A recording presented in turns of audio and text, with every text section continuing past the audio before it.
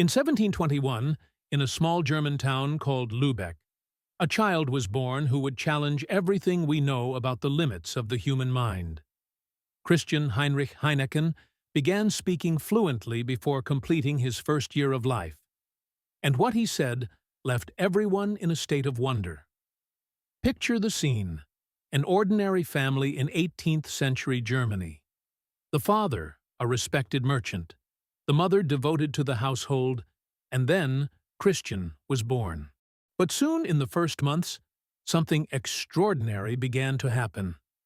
While other children were still babbling their first words, Christian was already forming complete, complex sentences, as if an educated adult were speaking through that small body. His parents were astonished when, at 8 months old, Christian looked at the starry sky and began reciting biblical passages he had never heard. How could such a young child have access to knowledge that takes years to acquire? The answer was about to reveal itself in a way no one could have imagined. At 10 months, Christian not only spoke German fluently, but began demonstrating knowledge about history, geography, and mathematics that left scholars perplexed. It was as if an ancient soul inhabited that infant body, bringing with it decades of learning and experiences from a past life. The neighbors whispered that this wasn't natural. Some spoke of a miracle, others of possession.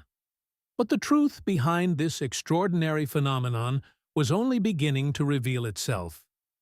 Christian Heinrich Heinecken, known as the Boy of Lübeck, kept a secret that would forever change our understanding of reincarnation and past life memories. But what happened when Christian turned 1 year old was even more astounding. Something that would leave even the most convinced skeptics speechless. When Christian Heinrich Heinecken turned 1 year old, something happened that would forever mark the history of reincarnation. On a cold winter morning, his parents found him in the house's library, leafing through a heavy Bible he could barely hold. And then, to everyone's amazement, he began reciting it from memory, word by word, as if he had studied those pages for decades. The town's pastor was urgently called to witness what many considered impossible. Christian not only knew the entire Old Testament, but explained complex passages with theological depth that impressed even the most experienced scholars. It was as if the soul of an ancient religious scholar had reincarnated in that small body. But it didn't stop there. At 15 months, Christian began talking about distant places he had never visited. He described with precise detail cities in France and England, their architecture, customs, and even specific historical events. When asked how he knew such things, he answered naturally, "I lived there before." His parents, initially skeptical, began documenting every word their son said. Christian described vivid memories of a previous life as an erudite monk who had traveled throughout Europe, studying in monasteries and libraries. He spoke about people he had known, books he had read, places where he had lived, all with precision that would be impossible for an ordinary child. News of Lübeck's prodigy spread quickly. Nobles, scientists, and religious figures traveled from afar to meet the boy who seemed to carry the wisdom of an ancient soul. Each visit brought new confirmations. Christian demonstrated knowledge that couldn't have been acquired in his brief current life. But behind this extraordinary phenomenon, one question haunted everyone. The question that tormented scholars and family members was, why did Christian remember his past life with such clarity? The answer was about to emerge in an exciting and revealing way. Through his detailed descriptions, the profile of who he had been in his previous existence began to take shape. Christian spoke about his life as Brother Marcus, a Benedictine monk who had lived in the 17th century. He described with palpable emotion his passion for studies, the long nights bent over ancient manuscripts, his dedication to preserving knowledge during difficult times. His tears were real when he remembered the destruction of precious libraries during religious conflicts. Most impressive was how Christian demonstrated skills that Brother Marcus possessed. At 2 years old, he already read Latin fluently and began learning French on his own, recognizing words he already knew from before. His handwriting, despite his age, was surprisingly elegant, reminiscent of medieval copyists' manuscript writing. When shown ancient maps of Europe, Christian pointed precisely to locations where Brother Marcus had been: monasteries in France, libraries in Switzerland, universities in Italy. He described travels between these cities, the difficulties of the journey, the dangers faced, memories that seemed deeply engraved in his soul. His parents began to understand they weren't raising just an extraordinarily intelligent child, but rather welcoming a soul that brought with it decades of experience and learning. Christian frequently asked to visit places that Brother Marcus considered special, demonstrating nostalgia impossible for someone of his current age. The most touching connection came when Christian, at 2.5 years old, found an antique crucifix at relative's house. When Christian saw the antique crucifix, something extraordinary happened. His small hands trembled as he touched it, and tears began flowing down his face. Between sobs, he whispered, "This was like the one I had in my cell. I prayed to it every night." The emotion was so genuine, so profound, that there was no doubt this was a real memory from Brother Marcus. At 3 years old, Christian already demonstrated knowledge that left scholars perplexed. He corrected errors in Latin translations, discussed medieval philosophy with impressive expertise, and, most surprising of all, began speaking French fluently, as if he had just awakened from a dream where he had conversed in that language for years. The phenomenon attracted attention from religious and academic authorities throughout Europe. The Bishop of Hamburg traveled personally to meet Christian, and was astounded when the boy recited in Latin passages from texts that few scholars knew. "It's as if St. Thomas Aquinas had reincarnated," declared the prelate, visibly moved. But what impressed most was Christian's emotional maturity. Despite being only 3 years old, he demonstrated wisdom and patience that contrasted strongly with his infant body. When other children played, he preferred to contemplate, study, reflect, exactly as an erudite monk would do. Christian also showed practical skills impossible for his age.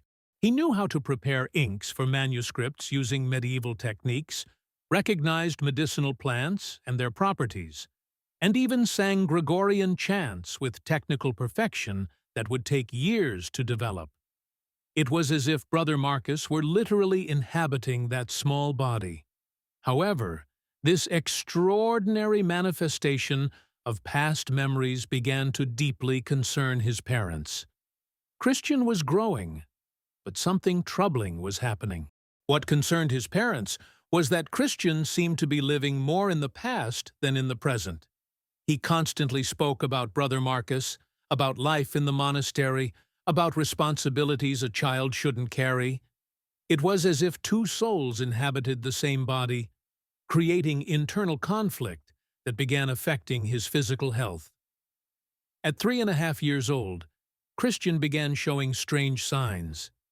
His natural, childlike energy was being replaced by profound melancholy.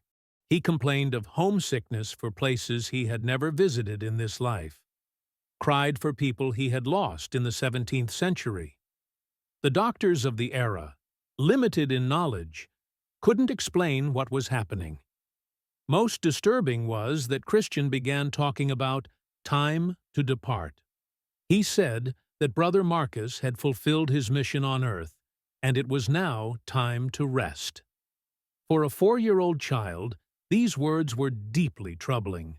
It was as if he carried not only memories of his past life, but also the weight of the advanced age that Brother Marcus had reached. Scholars who traveled to meet him noticed that Christian seemed to literally age before their eyes. His posture, his gestures, even his way of speaking acquired characteristics of an elderly man. Dr. Hermann Simmern, a renowned physician from Hamburg, documented, "It's as if we're witnessing an ancient soul trying to manifest through a body too young to contain it." The boy also demonstrated knowledge about his own previous death. He described in detail how Brother Marcus had died peacefully in his cell, surrounded by monastery brothers, after a life dedicated to studies and knowledge preservation. These memories seemed to exert increasingly greater influence over his current existence. And then, on a spring morning in 1725, when Christian was turning 4 years old, something happened that would confirm everyone's worst fears. On the morning of that spring day, his parents found Christian in deep contemplative state, more distant than ever. He had spent the entire night awake, not playing or making mischief like any child, but in profound meditation. When questioned, he said something that chilled everyone's blood. "Brother Marcus is calling. It's time for us to reunite again." What happened in the following days defied all conventional explanations. Christian began demonstrating strange urgency to transmit knowledge. It was as if he knew his time was limited and wanted to leave a legacy. He dictated complex texts about philosophy, theology, and history that were carefully recorded by scribes hired by his family. During these dictation sessions, Christian frequently entered altered states of consciousness. His voice changed, becoming deeper and more solemn. He spoke in Latin for hours, discoursing on themes that would fascinate scholars for centuries. It was as if Brother Marcus were using those final moments to share everything he had learned in his 2 existences. Most extraordinary was when Christian began speaking languages he had never studied in this life. Besides Latin and French, he began expressing himself in ancient Italian and even medieval dialects that few scholars of the time could understand. Each word was pronounced with perfection, each phrase loaded with wisdom accumulated over decades of study. Physicians and religious figures who accompanied him noticed that Christian seemed to be saying goodbye. He embraced objects that reminded him of the monastery where Brother Marcus had lived, kissed ancient books as if they were old friends, and looked out the window with nostalgia of someone about to depart on a long journey. His parents, desperate, tried to keep him anchored in present reality, but Christian responded with serenity that was simultaneously beautiful and frightening. Christian's serenity was disturbing because it contrasted dramatically with his parents' desperation. He consoled his mother, saying with wisdom of someone much older, "Don't cry for me. This is just a passage, as Brother Marcus taught me. The soul is eternal, and we will meet again." Words impossible for a 4-year-old child, but carrying profound truth that touched everyone present. In his final days, Christian began showing even more extraordinary abilities. He predicted events with impressive precision, knew when visitors would arrive before they were even announced, and demonstrated spiritual connection that went beyond human comprehension. It was as if the barrier between spiritual and physical worlds was becoming increasingly thin around him. The boy also began talking about other lives he had lived. Besides Brother Marcus, he mentioned having been a copyist in France, a scholar in Rome, always connected to the world of knowledge and wisdom preservation. It was as if his soul were very ancient, with multiple reincarnational experiences, and Christian was just the most recent manifestation of this spiritual journey. During his final conversations, Christian transmitted profound teachings about the nature of life and death. He spoke about how souls choose their earthly experiences to learn and evolve, how knowledge acquired in one life transfers to the next, and how love and wisdom are the only truly eternal things. His words were recorded and became fundamental texts for reincarnation scholars. Most touching was seeing how Christian said goodbye to each person. He embraced his parents at length, thanked each visitor who had contributed to his education in this life, and demonstrated profound gratitude for having had the opportunity to manifest Brother Marcus's knowledge again. It was a conscious farewell full of love. And then came the moment everyone feared, but which Christian awaited with peace. The moment arrived on a golden June afternoon in 1725. Christian, who had completed only 4 years, gathered his family around his bed. His breathing was gentle, his serene gaze fixed on something only he could see. "Brother Marcus is waiting for me," he murmured with a smile that radiated inner peace. "Now I understand why I came, to show that the soul is eternal and knowledge is never lost." His final words were pronounced in Latin, "Anima mea, in pace requiescat." My soul, rest in peace. And then, Christian Heinrich Heinecken, Lübeck's child prodigy, closed his eyes for the last time, leaving this world in the same extraordinary way he had lived in it. Witnesses reported that a sensation of profound peace filled the environment, as if a very ancient spiritual presence had finally found rest. Christian's premature death caused commotion throughout Europe. Scholars, religious figures, and nobles who had witnessed his extraordinary feats began systematically documenting everything they had witnessed. His dictated texts were preserved and studied by generations, contributing significantly to understanding about reincarnation and past life memories. The case of Christian Heinrich Heinecken became one of history's most well-documented examples of reincarnation. Different from other accounts that depended only on oral testimonies, this case had written evidence, multiple respectable witnesses, and detailed documentation of knowledge impossible for an ordinary child to possess. Physicians of the era began studying the phenomenon, trying to understand how complex knowledge could manifest in such young children. Although limited by available scientific resources in the 18th century, they established foundations for future research on reincarnational memories. But Christian's story didn't end with his death. His legacy would continue influencing researchers for centuries. In the centuries following Christian Heinrich Heinecken's case, serious researchers began systematically investigating other similar cases.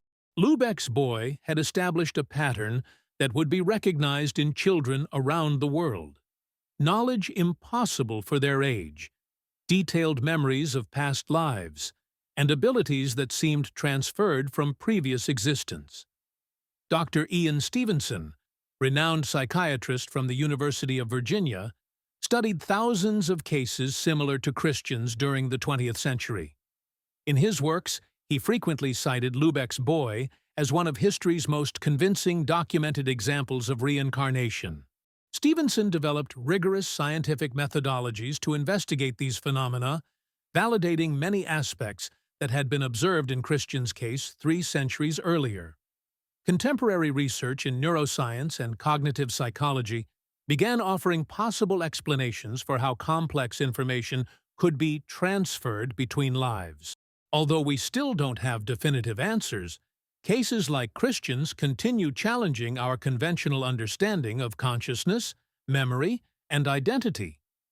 Christian's story profoundly influenced literature, philosophy, and spiritual studies. Writers like Johann Wolfgang von Goethe made references to the child prodigy in their works, exploring themes of reincarnation and soul continuity. Enlightenment philosophers debated implications of such cases for our understanding of human nature. Throughout history, other notable cases emerged with characteristics similar to Christian's. Children who demonstrated impossible knowledge, spoke languages they never learned, and exhibited abilities that seemed to come from previous lives. Each case adds more evidence for the real possibility of reincarnation. Today, organizations like the University of Virginia's Division of Perceptual Studies continue investigating cases of reincarnational memories using modern technologies and scientific methodologies. The case of Christian Heinrich Heinecken remains to this day one of history's most fascinating and well-documented examples of reincarnation. This extraordinary boy, who lived only 4 years and 10 months, managed to convincingly demonstrate that consciousness can transcend physical death, carrying knowledge and memories from one existence to another. When we analyze the totality of evidence, the impossible knowledge for his age, fluency in ancient languages, detailed memories of places and people he never knew in this life, and especially the emotional depth of his memories, it becomes difficult to explain Christian's case through conventional means. His story invites us to question our limited perceptions about the nature of human existence. For those who studied this case, including initial skeptics, the evidence is overwhelming. Christian wasn't just an extraordinarily intelligent child, he was a living example that the human soul can effectively be reborn, bringing with it accumulated experiences and knowledge from previous lives. His story transformed our understanding of reincarnation from religious belief to phenomenon deserving serious scientific investigation. More than 300 years after his death, Christian Heinrich Heinecken continues inspiring researchers, offering hope to those who have lost loved ones, and expanding our vision of infinite possibilities of human consciousness. He proved that death is not an end, but a transition, that knowledge is eternal, and love transcends barriers of physical existence. This extraordinary case reminds us there's still much to discover about life and death's mysteries. If this story touched your heart and expanded your mind, share it with someone special. Leave your comment telling which aspect impressed you most. And stay with us here on Circle of Lives channel for more stories that reveal humanity's deepest secrets.